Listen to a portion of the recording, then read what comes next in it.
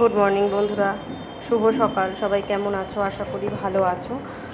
আর আমি আন্তরিকভাবে খুব একটা ভালো নেই, কিন্তু বাহ্যিকভাবে ভালো থাকতে হবে, তো বাহ্যিকভাবে ভালো আছি।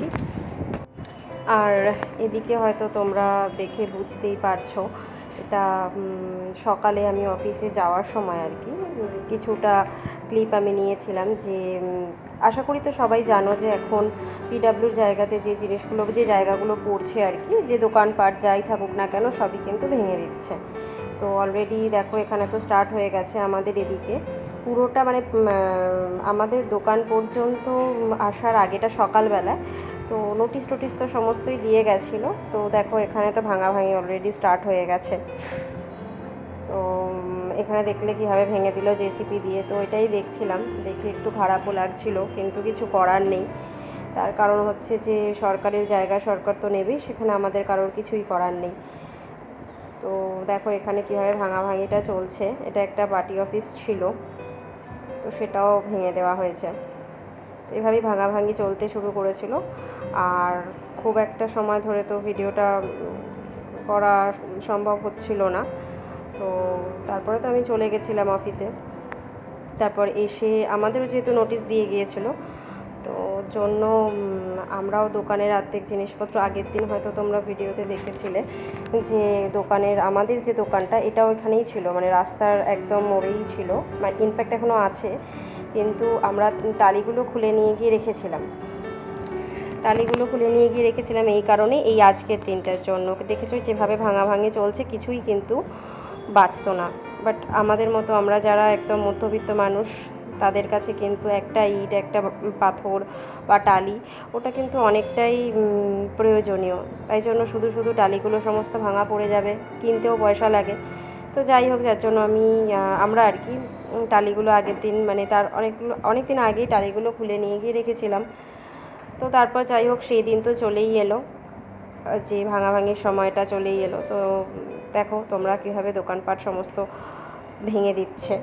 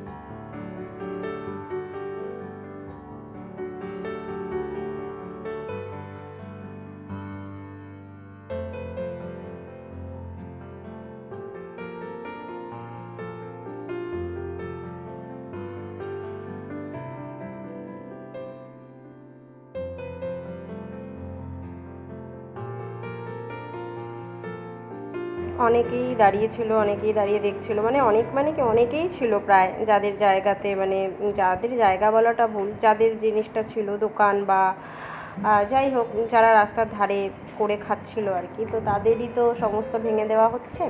তো তারাও দাঁড়িয়ে দেখছিল, সবারই একটু মনটা খারাপ ছিল, কিন্তু মন খারাপ করার কোনো, মানে খারাপ করে কোনো লাভ নেই। তার কারণ হচ্ছে যে বলতে গেলে ফুটপাথটা, যেটা মানে কি রাস্তাটা তো চওড়া হবে, আর তার থেকেও বড়ো কথা ফুটপাথটা দখল করেই থাকা হচ্ছিল। তো যথারীতি দেখো আমরা সন্ধ্যাবেলাতে এবার এখানে আমি বাড়ি ফেরার পথে এটা হচ্ছে আমাদের দোকান, যেটা টালিগুলো তো বললাম আগেই খোলা হয়ে গেছিলো, আর এবার পুরো দোকানটা আর কি ভাঙাভাঙি চলছে। আর এদিকে বাড়িতে এসেছি, বাড়িতে এসে এখন এখানে সবজি কাটা হচ্ছে। তার কারণ হচ্ছে যে সমস্ত ছেলেরা দেখলে যে কাজ করছিল, তো তাদেরকে আমরা রাত্রিবেলাতে খাওয়া দাওয়া করে যাওয়ার কথা বলেছি। এটা তো স্বাভাবিক ব্যাপার, একার পক্ষে তো ইট বালি যাই মানে যা যা ছিল ওগুলো তো একার পক্ষে নিয়ে আসা, মানে আমার হাজব্যান্ডের একার পক্ষে তো নিয়ে আসা সম্ভব ছিল না। তাই ওর কতগুলো বন্ধু কিন্তু ওকে হেল্প করছিল, আর তার জন্য বললাম যে রাত্রিবেলাতে আমাদের এখানেই খাওয়া দাওয়া করে যাওয়ার জন্য। তাই দেখো আমি এসে আজকে আর সন্ধ্যাবেলাতে আর পড়ানোটা রাখিনি, এবার যেহেতু রাখিনি তাই জন্যই রান্নার দায়িত্বটা আমার। আর তাছাড়া এমনিও রান্নার দায়িত্ব আমারই থাকে, কারণ কি বলবো, ওরা আমার রান্না খেতে খুব ভালোবাসে, পছন্দ করে, আর মাংস হলে তো বিশেষত। তাই জন্যই এখানে দেখো আমি সমস্ত কিছু নিয়ে রেডি করতে বসে গেছি। আর সবথেকে বড় কথা হচ্ছে যে বাইরে আবার হালকা হালকা একটু বৃষ্টিও পড়ছিল। তো যাই হোক, তোমরা দেখতে থাকো, আমি রান্নাটা করে নিই।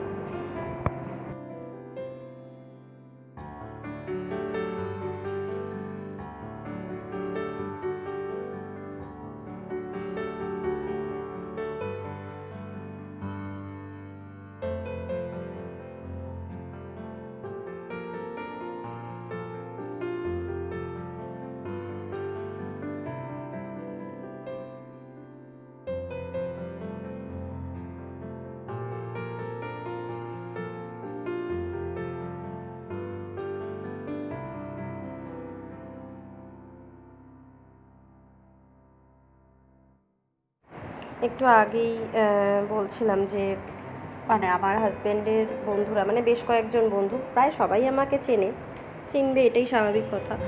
তো আমার হাতে রান্না খেতে খুবই পছন্দ করে, আর তাদের মধ্যে একজন যাদের অলরেডি হোটেল আছে, তারাও রান্নাবান্না করে, মানে রান্নারই আর কি, মানে খাবারেরই হোটেল। তো মাঝে মধ্যে রাত্রিবেলাতে যখন ভালো লাগে না কিছু করতে বা রান্নাবান্না করতে, তখন ওই দোকান থেকে আর কি খাবার কিনে নিয়ে আসা হয়। তো ওদের সাথেও আমাদের খুবই ভালো সম্পর্ক। তো ওনার ছেলেও আর কি আমার হাজব্যান্ডের বন্ধু, ও আমাদের এখানে আর কি কাজ করছে। তো আজকে তাই ভাবছিলাম যে ও বলছিল যে রোজ তো মায়ের হাতে রান্না খাই, আজকে তোমার হাতে রান্না খাবো, টেস্ট করব। তো যাই হোক, একটা উৎসাহ আমাকেও দিল, আমারও ভালো লাগলো। তাই জন্যই আর কি আরও ভালো করে রান্না করার চেষ্টা করেছিলাম। যে আর সত্যিকারের কথা বলতে, মানুষকে রান্না করে খাওয়াতে আমি খুবই ভালোবাসি, আমি যেরকমই পারি না কেন।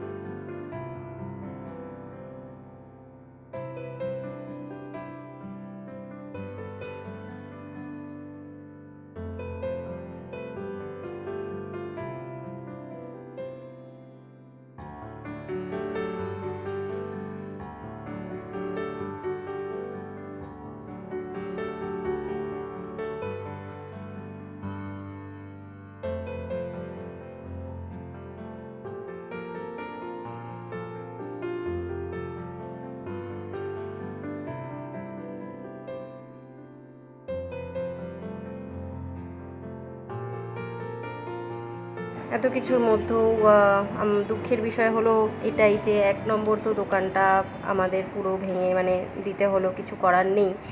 সত্যিই তো কিছু করার নেই, কারণ ওটা আমাদের নিজস্ব প্রাইভেট প্রপার্টির মধ্যে পড়ে না। হ্যাঁ, আমাদের যে বাড়িটা সেটা প্রাইভেট প্রপার্টির মধ্যেই পড়ে, সেটা তো পিডাব্লিউর জায়গা নয়, কিন্তু ওটা আমাদের প্রাইভেট প্রপার্টির মধ্যে ছিল না, যার জন্য ভেঙে দিতে হলো।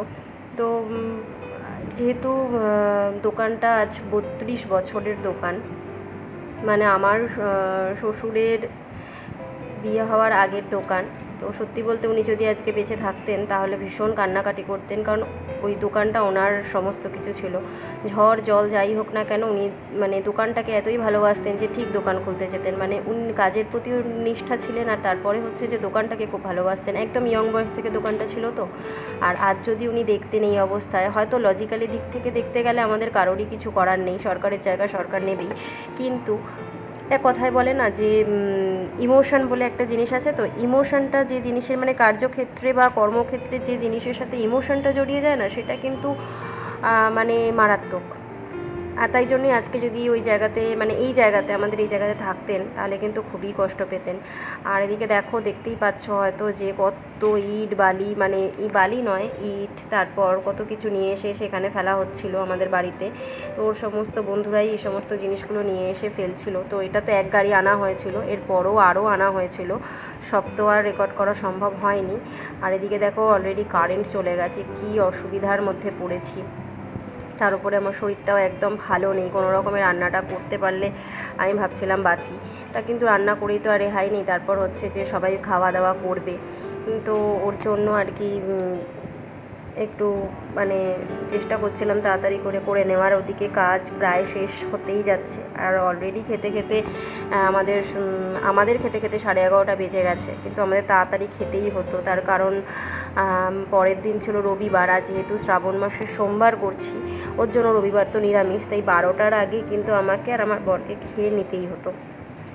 কোনোভাবে 12টা বেজে গেলে কিন্তু আমরা আর খেতে পারতাম না, তো তার জন্য একটু তাড়াতাড়ি করছিলাম। এদিকে দেখো ভাত হয়ে গেছে, আর মাংসটাও বসিয়ে দিয়েছে, আর কারেন্টটাও চলে এসেছে। শরীরটা খারাপ বলে একটু কাজটা করতে লেট হয়ে যাচ্ছে, না হলে তাড়াতাড়ি হয়ে যায়। বেশি কিছু রান্নার তো নয়, শুধু ভাত আর মাংসটা হলেই হয়ে যাবে, তো ওটাই আর কি।